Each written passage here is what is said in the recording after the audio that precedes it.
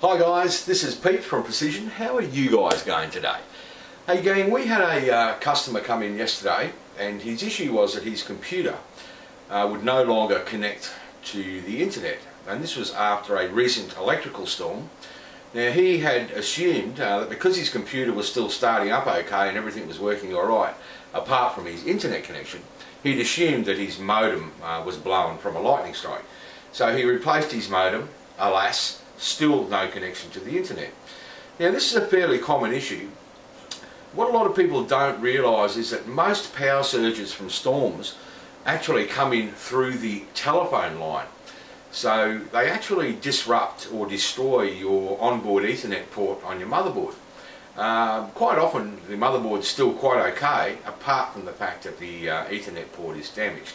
And that's certainly what's happened in this case, and I'll give you a look at how we resolve this quickly and quite cheaply. Okay guys, so as you can see, we're not connected to a network apparently, but the Ethernet is plugged into the onboard on the motherboard. Okay, we've only got a yellow light there. We should have a yellow and a green. Okay, and this is the Ethernet port on the board that I'm talking about just here. Okay, and that's what's blown. So to resolve this issue, there's a couple of ways you can do it. You can put a new motherboard in, and I'd probably recommend that you do that if you've got the money to do it, because boards quite often are never the same once they've had like suffered a power event. But we've tested this board and it seems to be okay. So what we've done is we've put an external Ethernet port in. Now this is just one of these little guys right here, and they're quite cheap to buy, and they actually fit into the PCI Express slot. Now here's the card that I've fitted, and that's the PCI Express slot, that little blue one there. Now if you don't have a PCI Express slot in your motherboard, then you'll need to buy a full-size PCI card which fits into this slot just here. But in this case, this motherboard has a PCI Express, and you can see now that there is now an external Ethernet port fitted underneath there. Okay, so we're going to plug the LAN into this port here, and we're going to see now if we can bring up a web page. Let's just have a little bit of a look. Oh, look at that, didn't even have to try. Google's come straight up.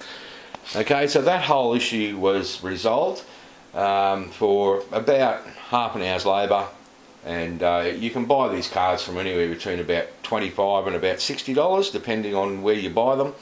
You can buy them online for about $20–25.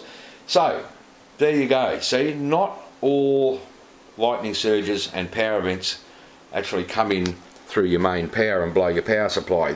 Quite often they do, but realistically if you have a decent quality surge board, then you should make sure that there's a facility on that surge board to plug your telephone line into it as well. Now most good quality surge boards, I know the Belkin ones, do have this facility. So if you're buying a surge board, make sure you get one that has that option, plug telephone in, and that will stop this issue here from the lightning strike coming in through the Ethernet, destroying your modem in some cases, and certainly destroying that Ethernet port.